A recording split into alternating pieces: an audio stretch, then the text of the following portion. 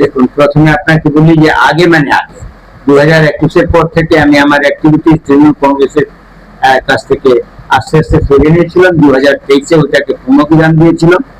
Naturally আমি আগে তৃণমূল ছিলাম না, আমি আমার বাড়িতে বসে সাধারণ একটা নাম দিয়েছি। এবারে ধরুন নির্দল হিসাবে যেই কারণে আমি প্রার্থী পদ জন্য অ্যাপ্লাই করেছিলাম যে কোথাও না কোথাও অন্যায় বিচার হলে ওর প্রতিরোধ করা উচিত, প্রতিরোধের কণ্ঠস্বর ওঠানো উচিত, জাগানো উচিত, সেটাকে মাথা রেখেই করেছি।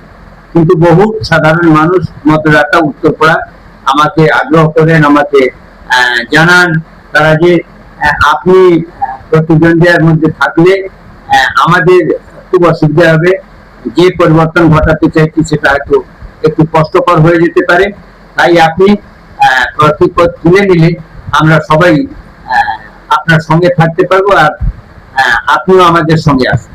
আমার মনে হয়েছে যে উত্তরপ্রদেশ সাধারণ মানুষ যারা পরিবর্তন ঘটানোর জন্য আজকের দিনে ডিসিশন সংকল্প নিয়ে রেখেছেন, তাদের সঙ্গে যোগ দিয়ে ভারতীয় তারা আপনাকে বলছিল যে সাধারণ মতদাতা, কোন রাজনৈতিক কর্মী নয়, কোন রাজনৈতিক নেতা।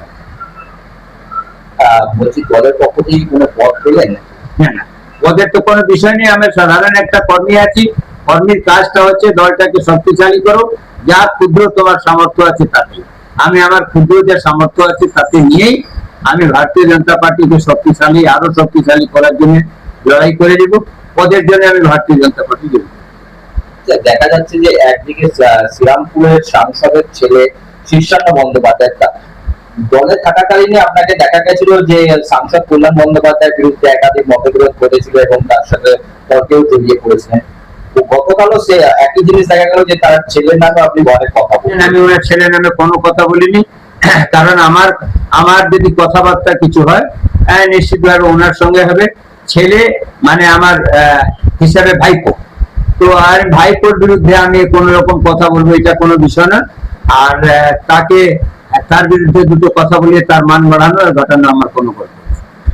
আপনার ভাই তো মানে উত্তরপাড়ার চেয়ারম্যান, তিনি সঙ্গে কি আপনার কি মানে কোন রকম মতবিরোধ হতে না? মতবিরোধ আর না থাকলে তো আমরা দুজন দুই দলে থাকতাম না।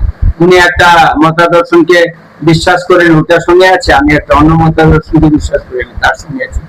আর যখন আপনারা দুটো যদি আপনি মতাদর্শনকে নিয়ে মাঠে যাচ্ছেন, তো লড়াই তো নিশ্চয়।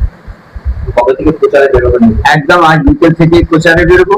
এমনি কাল থেকে জয়েন করার পর থেকেই আমার যা সিস্টেম আছে তাতে আমি কিন্তু মানুষকে জাগৃত করা, শাসক দলের বিরুদ্ধে ভোট করা, এই প্রচারে নিচ্ছি। কি কি কাজ মোটামুটি বাকি আছে বলে মনে হচ্ছে যে উত্তরপাড়া বিধানসভায় কি কি কাজ হলে আরো ভালো হয়? দেখুন, আপনাকে বলি একটা জিনিস আপনাকে সবসময় মাথায় রাখতে হবে যে ডেভেলপমেন্ট সব দিনই লাগে। যদি কেউ বলে দেয় যে আমি সব ডেভেলপমেন্ট করে দিয়েছি, তার মানে হচ্ছে বড় আর মূর্খ কেউ হতে পারে। তো আপনাকে প্রত্যেকটি দিনই মানুষের চাহিদা আছে, ওই চাহিদাটাকে মাথা রেখে আপনাকে নিশ্চিতভাবে এগিয়ে যেতে হবে। আপনি যে দেখবেন এই উত্তরপাড়ার মধ্যে শিক্ষার মান কোনো কারণে স্কুলগুলো খুবই জর্জর অবস্থা, আর ধীরে ধীরে প্রাইমারি স্কুল তো শেষই হয়ে গেল, বাকি হায়ার সেকেন্ডারি আর হাই স্কুল আছে সেটাও ধীরে ধীরে শেষ হবে এই যদি সরকার থাকে। তাই ভারতীয় জনতা পার্টিকে জোর দিয়ে এর প্রতিবাদ করার একটা চেষ্টা করছে।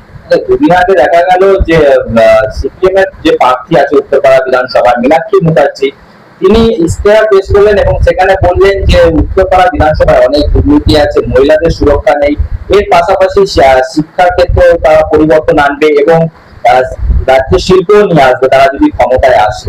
সেক্ষেত্রে আপনাদের কি? আমি আপনাকে বলি যে ওনার দল কোনোভাবেই ক্ষমতা আসবে না, এটা একটা বড় বিষয় আছে।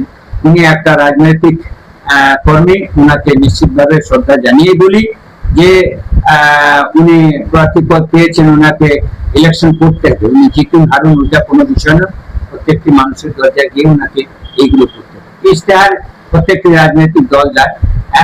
ওনারা হিন্দুস্তান মোটর মতন কারখানাকে শেষ করেছিলেন, আর যে একটু অর্ধেক বাকি ছিল সেটাকে এই শাসক দল যে এখন ক্ষমতা আছে তারা শেষ করেছে। এটা নিয়ে কিন্তু না মাননীয় বামপন্থী প্রার্থী বলবেন, না এই সময় যিনি শাসক দলের প্রার্থী পদ পেয়েছেন আচ্ছা, বলছি যে বিজেপিতে যুক্ত হওয়ার পর মানে জয়েন করার পর কতটা প্রেশার এসছে? না না, কিসের জন্য প্রেশার আসবে? আর আমি তো প্রেশারের সামনে মাথা নত, এটা তো কোনো বিষয় না। আমি তো তৃণমূল কংগ্রেস থেকে সরকারি জিনিসগুলোকে নিজের বাড়িতে ঢোকায়নি যে আমাকে প্রেশার দেবে। যারা যাদের বাড়িতে ঢুকছে সরকারের ফান্ডগুলোকে কিভাবে তারা সাইফন করছে, তাদের বাড়িতে এইসব প্রেশার আসতে পারে, আমার ওখানে আসা।